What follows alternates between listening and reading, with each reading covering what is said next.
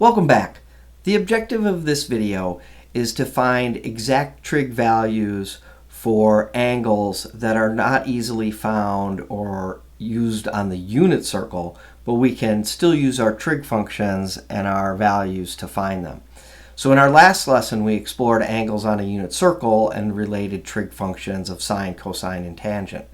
In this lesson, we're going to look at geometry of isosceles, right, and equilateral triangles again, but we're going to explore an approach to finding exact values of trig functions when the point on the terminal side is beyond the unit circle, meaning our radius is going to be longer than 1. And it's going to be important also to remember our trig functions, and that sine is y over r, okay? And cosine is x over r, and tangent is y over x. So having these representations for sine, cosine, and tangent will be important in the studies in today's video. So in example 1, we're given the terminal side of angle theta contains the point -5, 3. This is important. We're given both an x and a y. We want to find the exact values of the sine and cosine functions of theta. Use radicals if necessary, no decimals. So we're going to not use a calculator here to answer these questions.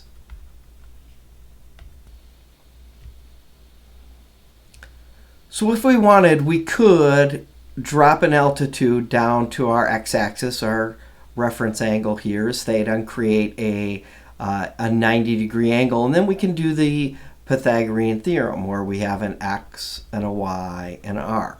So we could use our Pythagorean theorem or our distance formula and say that x squared plus y squared equals r squared. And we could calculate r. We're going to need that. We know that the sine of theta is y over r, and cosine of theta is x over r. It's also important to realize that our x here is negative. It's -5, so that's going to be important as well when we do our sine and cosine functions.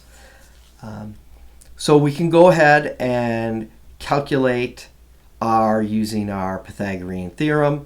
So we have -5 squared plus 3 squared equals r squared. So 25 plus 9 is 34 is equal to r squared. And the square root of 34 is equal to r. And we're always going to use the positive. We're not going to have a negative radius here. So we'll always use the positive.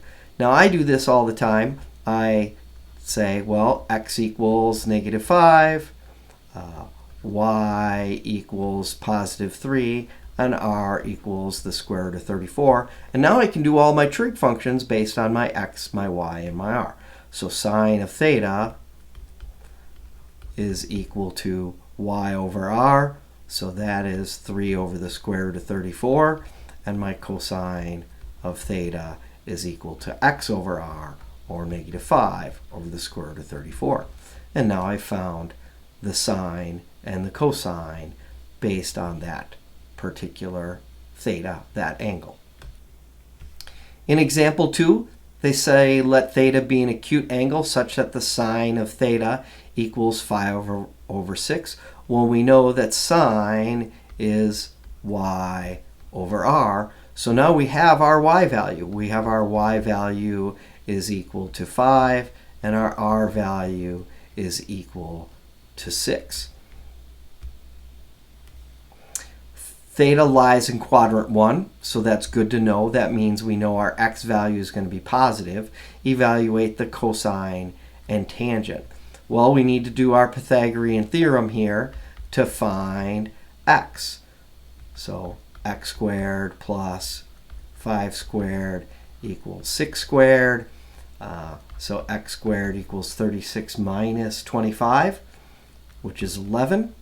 So square rooting both sides, we get x equals the square root of 11. So when we know this is positive square root of 11 because we're in the first quadrant, it could be negative if we were in a different quadrant, but we're not. So now we have our x and our y and our r, and we can do all of our trig functions here. We want to find the cosine. So the cosine of theta is x over r. So that would be the square root of 11 over 6. And the tangent of theta, tangent is slope, it's y over x. So the tangent of theta is 5 over the square root of 11. In example 3, we're in quadrant 3, so location, location, location, and our tangent of theta is 4 over 7. Well, we know tangent is y over x. Well, if we're in quadrant 3, y and x are both negative. So we have a negative x and a negative y. So our y value is actually negative 4, and our x value is negative 7. And now we need to find our r value. Well, using the Pythagorean theorem, negative 7 squared plus negative 4 squared equals r squared. So 49 plus 16 equals r squared. 56, that's 65 equals r squared. So the square root of 65 is equal to r. Our radius is always positive. And now we can do any of the trig functions that we're asked to find. We're asked to find sine and cosine. So the sine of theta is y over r, or negative 4 over the square root of 65. And the cosine of theta, which is x over r, equals negative 7 over the square root of 65.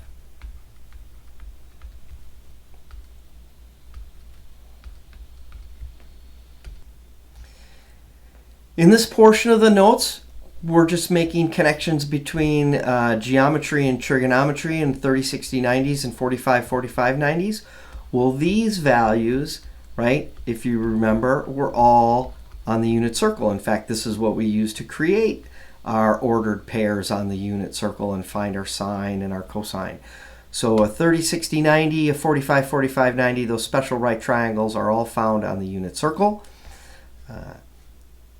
So you'll remember that's what we did to create these ordered pairs here at pi over 6, or 30 degrees and 45 degrees and 60 degrees.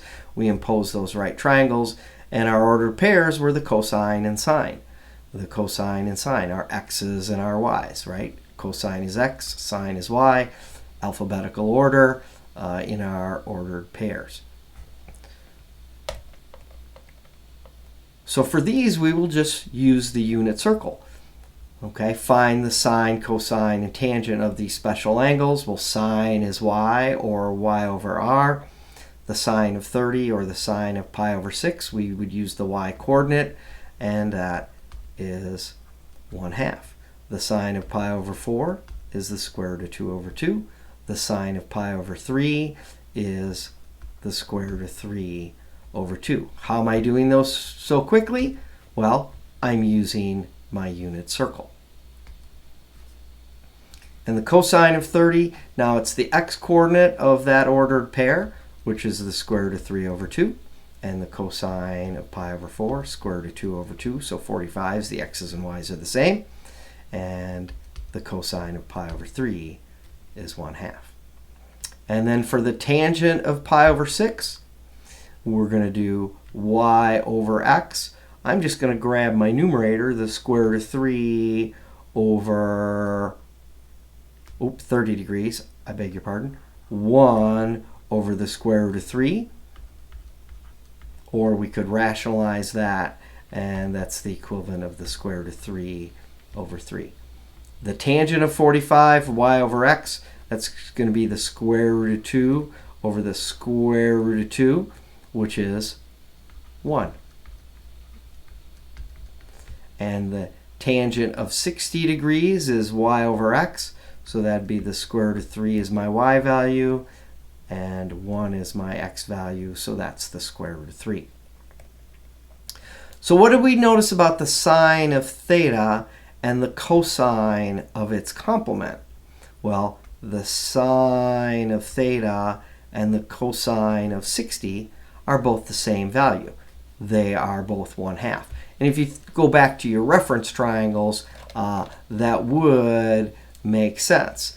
If you think about the opposite over the hypotenuse is going to be the same as the adjacent when we move to 60 over the hypotenuse. So what we've got here is that the sine of 30 equals the cosine of its complement, 90 minus 30. And the same with, we could do the cosine of 30 equals the sine of 90 minus 30, or the sine of its complement. So an angle and the sine of an angle and its complement, the cosine of its complement, are equivalent. So we would say that the sine of theta equals the cosine of its complement. So here in our notes, the sine of theta and the cosine of its complement are equal. And it doesn't have to be a 30, 60, 90 to do that. We can say that the sine of 42 degrees is equal to the cosine of 90 minus 42, or the sine of 42 equals the cosine of 48. So, and we put those in your calculator, you will see you will get equivalent values there.